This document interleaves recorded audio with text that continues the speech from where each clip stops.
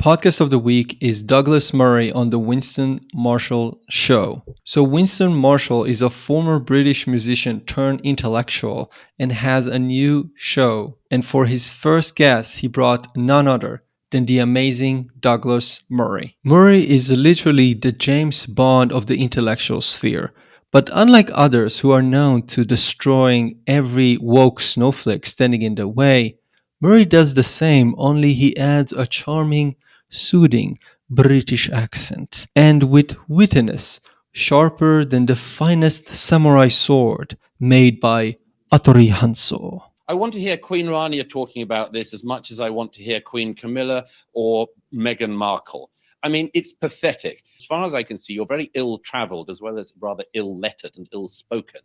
And I mention that I cover wars and go to wars because I happen to think myself that it's worth seeing things with your own eyes, including things that you don't particularly like, but you report the truth. I don't know if you ever even leave your own bedroom. In this conversation that was recorded in Jaffa, Israel, Murray and Marshall discuss the ongoing war between Israel and Hamas and the current situation in Europe and the United States with regard to the rise in antisemitism and the overwhelming and incredibly concerning support for Hamas, especially among young people. Murray, who authored multiple very influential books in the last decade or so, including The Strange Death of Europe, The Madness of Crowds, and The War on the West, is a fountain of knowledge when it comes to everything that is wrong with the West today. And what I liked in particular about this conversation is how Murray juxtaposed Israel and the Israeli mentality and behavior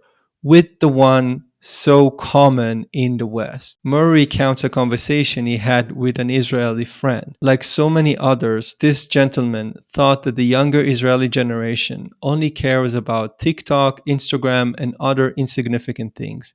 But when October 7 happened, those young men and women did everything in their power, volunteered, and went out and fought for their country.